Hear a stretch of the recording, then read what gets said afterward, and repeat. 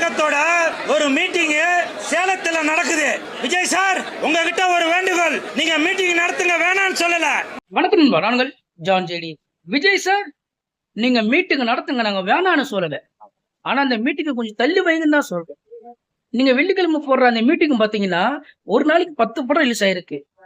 நீங்க போடுற அந்த மீட்டிங் யூடியூபா இருக்கட்டும், இன்ஸ்டாகிராம், எல்லா இடத்துலயுமே அவங்கதான் உங்களை பாத்துட்டு இருக்காங்க. அப்படின்னா இந்த 10 படம் ரிலீஸ் ஆயிருக்கு, அது பாக்குறது யார் சார்?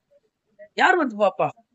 எல்லாருமே பாத்தீங்கன்னா உங்களுடைய மீட்டிங் பாக்கணும். அப்படின்னா அந்த 10 படத்தோடைய ப்ரொடியூசருடைய நிலைமை என்ன சார்? அதை வச்சு பாத்தீங்களா? நீங்க படம் ரிலீஸ் ஆகும்போது உங்க கூட போட்டு யாருமே வர மாட்டாங்க. ஆனா இப்ப உங்க படம் ரிலீஸ் ஆகல, எனக்கு அப்புறம் நீங்க படமும் நடிக்க போறது இல்ல. ஆனா இப்ப கட்சியில வந்தப்புறம் அப்பவும் மக்கள் உங்களை பாக்குறாங்கன்னா, அப்போ இந்த பிரச்சனை யாரால வருது அப்படின்னு போது உங்களால வருது. அப்படின்னா இந்த படத்தை எடுத்து வச்சுக்கிறாங்களே, இந்த சின்ன சின்ன பட்ஜெட் எடுத்து வச்சுக்கிற இவங்களுக்கு எல்லாம் உங்களோட நிலைமை என்னன்னு யோசிச்சு பாத்தீங்களா சார்? அப்படின்னு சொல்லி நம்ம கூசிரஸ் ரொம்ப ஆதங்கமா கோவப்பட்டு பேசியிருக்காரு.